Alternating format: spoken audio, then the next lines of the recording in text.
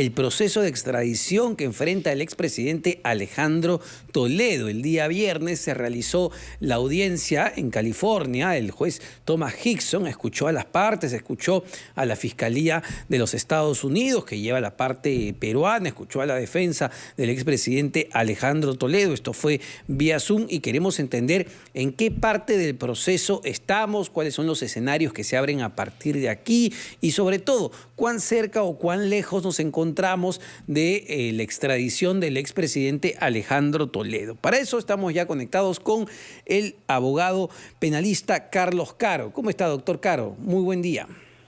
¿Qué tal, Omar? Carlos, buenos días, ¿cómo le va? Bueno, muy buenos días. En principio, para ubicarnos, ¿no? ¿En qué parte del proceso de extradición estamos? A ver, hay que recordar que en todos los países el proceso de extradición tiene dos etapas, una etapa judicial y una etapa política. Ajá. En este caso estamos culminando la etapa judicial. Si el juez resuelve de manera positiva, concediendo la extradición activa solicitada por parte del Estado peruano a los Estados Unidos, esto va a pasar luego al Departamento de Estado y el Departamento de Estado va a elaborar un informe que tiene finalmente que ser recibido en los niveles del sector justicia de los Estados Unidos, pero en la parte política, concretamente el presidente y la Secretaría de Estado. Y es ahí donde, digamos, se pone punto final al proceso y el señor Toledo ya podría ser entregado a Perú en caso todo esto marche positivamente como parece que va a ser. Doctor Caro, muy buenos días. En la fase judicial, ¿qué es exactamente lo que evalúa el juez, en este caso el juez norteamericano Thomas Hickson, para decidir la extradición o no del expresidente Alejandro Toledo? Súper importante, notando ese detalle, hay que tomar en cuenta de que acá hay un estándar internacional, ¿no?, marcado por los diferentes tratados, aunque los tratados son bilaterales, hay, digamos, ya toda una serie de normas y prácticas en el derecho penal internacional que establecen que el estándar probatorio para que un juez conceda una extradición no es el estándar de una condena. Acá el señor Toledo y su abogado en la audiencia se han defendido básicamente como si esto ya fuera un juicio previo a una condena, un juicio oral, y no es así.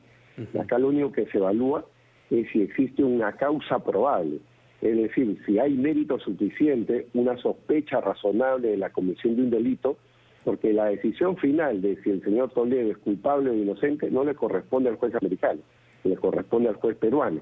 Entonces el estándar aquí es más bajo. Es el estándar que podríamos decir, para que el público entienda, equivalente a una investigación preparatoria, es decir, previo a una acusación fiscal, previo a un juicio oral, ¿no? En esa etapa, entonces, lo que tenemos es que el Estado peruano ha aportado suficientes elementos de cargo. Y si el señor Toledo quiere poner en cuestionamiento la versión del señor Mayman o el origen del dinero, todo eso lo tiene que hacer ya en la etapa de juicio oral acá en Perú. Ya tiene una acusación.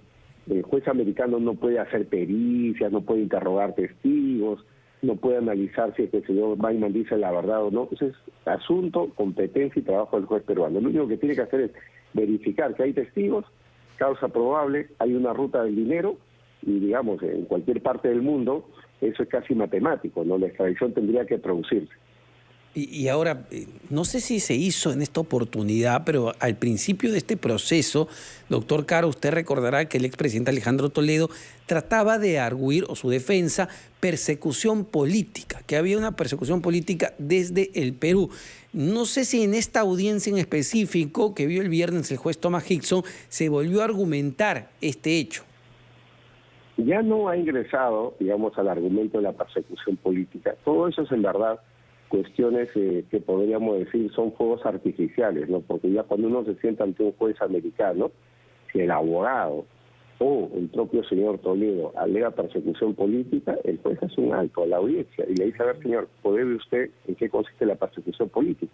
Y sobre eso también ya hay un estándar internacional. Persecución política significa fiscalía tomada, poder judicial tomado, policía tomada.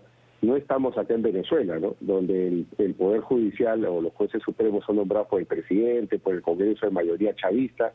No hay ninguna sospecha en ese sentido. Es más, ya han pasado tantos gobiernos, desde el fin del gobierno del señor Toledo, ha pasado el gobierno de García, el señor Humala, el señor Kuczynski, el señor Vizcarra, etcétera. Entonces, no hay, digamos, una línea de defensa seria que el señor Toledo o su abogado puedan trazar para hablar de persecución política acá. Por eso que ni lo han tocado, porque si lo tocaran, en verdad, como les digo, el juez devuelve la pelota y le dice, ya, pruébame para ver si estamos hablando en serio o no, ¿no? Y si el abogado se queda callado, el señor Toledo no dice nada al respecto, es un gran punto en contra de ellos, ¿no? Ahora, doctor Caro, tras la decisión del juez Hickson, ¿hay una posibilidad de apelación por parte de la defensa del expresidente Alejandro Toledo? ¿Quién asume ese proceso y cuáles son los plazos? A ver, esta etapa en la cual el juez tiene que tomar la decisión, ya es una etapa en la cual él ya va a decidir en los próximos 15 a 30 días conforme a la práctica procesal o incluso antes, ¿no? Ya las decisiones tras una audiencia son relativamente rápidas, porque se trata de respetar bastante el principio de inmediación. La discusión está fresca, el recuerdo de los argumentos es fresco, entonces mientras más pronto se decida mejor, y tampoco estamos pensando en una decisión pues, de 500 páginas, sino son decisiones de verdad muy concretas, muy acotadas, y eso se debe producir en ese plazo. Esto que se resuelve puede ser apelado, pero la apelación también tiene que tener viso de seriedad. Todos tienen derecho a apelar, el abogado puede apelar desde luego, pero las probabilidades en los Estados Unidos de revertir una decisión de primera instancia de esta naturaleza es baja. Si el juez establece que hay causa suficiente y ese análisis está motivado, la probabilidad de revertir eso es bastante baja, y es por esa razón de que muchos imputados se conforman con la decisión de primera instancia y lo único que saben es que van a ganar tiempo y ya mejor aceptan venirse o ser trasladados a su país, ¿no? Eso es algo que podría producirse acá. Si el señor Toledo quiere litigar hasta el final, va a tener que apelar y esa decisión de segunda instancia se va a producir todavía en los próximos 6 meses, como muy pronto, ¿no? Entre 6 meses y un año incluso. Justo eso le quería preguntar, ¿no? Si es que se da el proceso de apelación, entre que se evalúa esto, se decide, ¿cuánto tiempo puede pasar para ya ver literalmente al expresidente Toledo en el Perú? Sí, si hay apelación, todo esto retrasaría mínimo entre 6 meses y un año, porque la etapa política es también relativamente rápida, ¿no? Cuando se trata de este tipo de casos donde un juez ya tomó una decisión, lo único que hace la parte política, digamos, el Departamento de Estado, el Departamento de Justicia, es un análisis muy sencillo en torno a si existen las garantías en el país que recibiría el señor Toledo, que en este caso es el Perú, para ser juzgado imparcialmente, es decir, que no lo van a matar, que no lo van a agredir. No estamos en Afganistán, estamos en un país que con nuestros bemoles tenemos un Estado de Derecho, una justicia, entonces el señor Toledo acaba de ser tratado como todos los imputados, y al no haber riesgo, digamos, de ninguna naturaleza, la parte política debería caminar muy rápido también. Yo diría que 2, 3 meses en promedio, desde que hay una decisión final. Ahora, las condiciones, doctor Caro, en que afronte Toledo a la justicia en el Perú, ¿van a ser las mismas, tienen que ser las mismas con las que está afrontando en Estados Unidos? Por ejemplo, el tema del arresto domiciliario. No necesariamente, porque acá en Perú el señor Toledo tiene mandatos de detención efectiva, no arrestos domiciliarios. Entonces, si él viene a Perú, él llega a Perú y va a una prisión como cualquier imputado más que está sufriendo una prisión preventiva bajo la misma regla. Su defensa podría solicitar el cambio a detención domiciliaria por el tema de edad, ¿no? Los mayores de 65 años tienen esa posibilidad y, digamos, un juez la podría conceder, pero considerando que en el propio Estados Unidos el señor Toledo ha salido de su domicilio fuera de las horas permitidas y considerando de que es un prófugo de la justicia peruana que ha tenido que ser extraditado, es muy difícil que un juez peruano le conceda un arresto domiciliario porque el peligro procesal en el caso de él es intenso y si va a arresto domiciliario existiría la posibilidad que se vuelva a fugar. Ahora, por su condición de expresidente, entiendo, doctor Caro, no puede ir a cualquier cárcel común, tendría que ser compañero del expresidente Alberto Fujimori.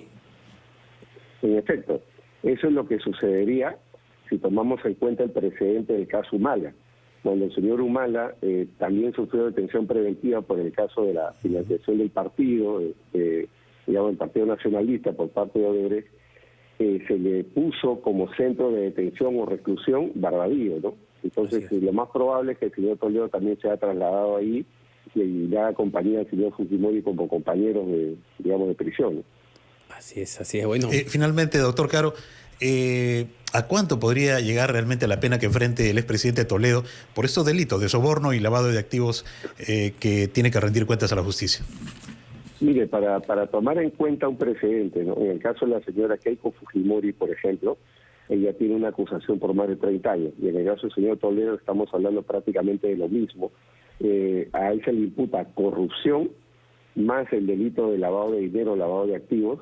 Y como acá en el Perú las penas se pueden sumar hasta un máximo de 35, las penas por estos casos oscilan entre 25 a 30 años, que es más o menos lo que le han pedido a la señora Fujimori. Entonces el señor Toledo tiene ese margen también de riesgo penal.